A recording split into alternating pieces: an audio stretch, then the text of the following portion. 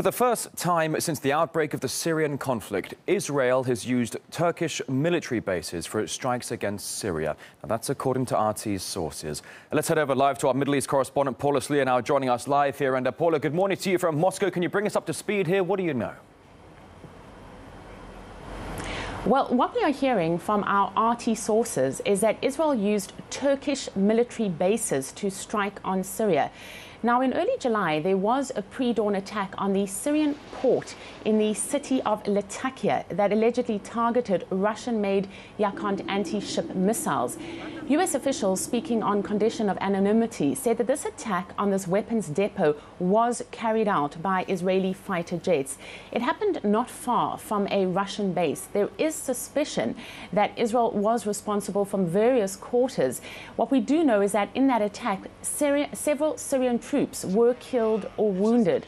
Now, no one has officially claimed responsibility for those strikes, and the Israeli government has declined to comment. There is confusion as to what exactly happened. We're also hearing reports that the attack was carried out by long-range missiles, or could have been carried out by long-range missiles that were fired from boats in the Mediterranean.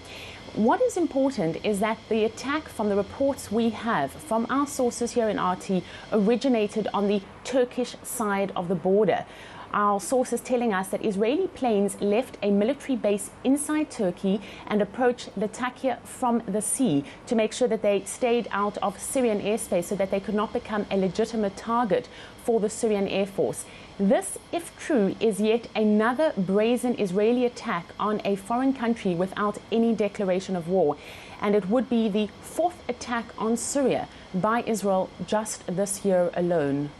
Paula, if you would just take us back for a minute here. Israel and Turkey, they haven't exactly been the best of friends in recent years, have they? No, Israel and Turkey have not been the best of friends in recent years. We had the flotilla incident back in 2010 in which 9 people were killed. That was condemned internationally. And although there were conflicting reports as to exactly what happened, Israel never stepped forward with an apology until March.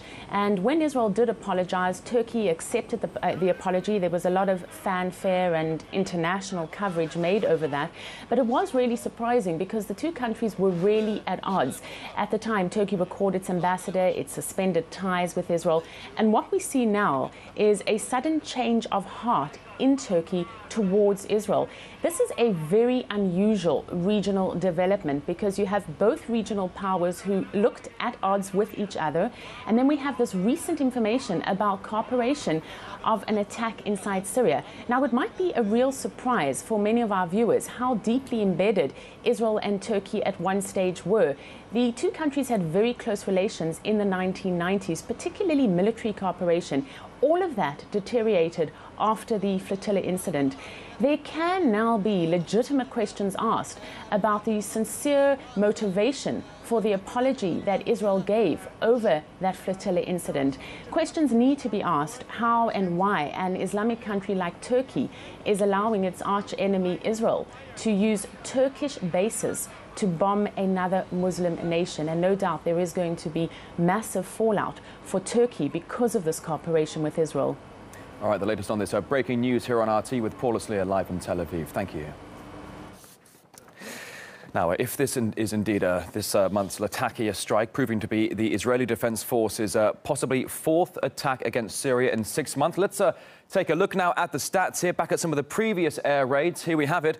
A military compound just outside Damascus was bombed from the air on January 31st. There we go, the beginning of 2013.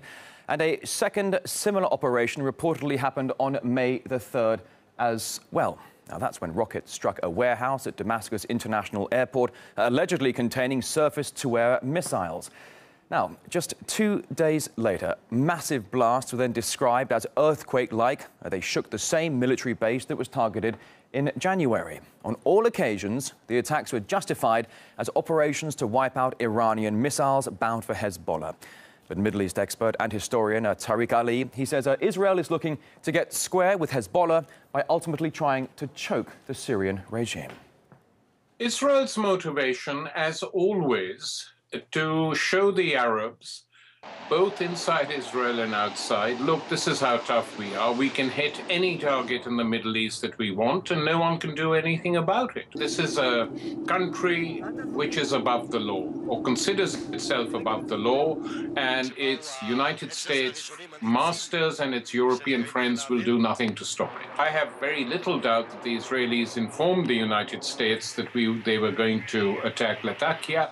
Hezbollah is like a Red Bull to the Israelis, and the Israelis haven't been able to wipe it out, though they've tried many a time. They are now hoping that they can do it by completely weakening or destroying the Syrian regime. The Syrian state could break up or be completely destroyed, so they're not unaware of what is happening in that country, and indirectly, I would say, yes, they are providing help to the rebels.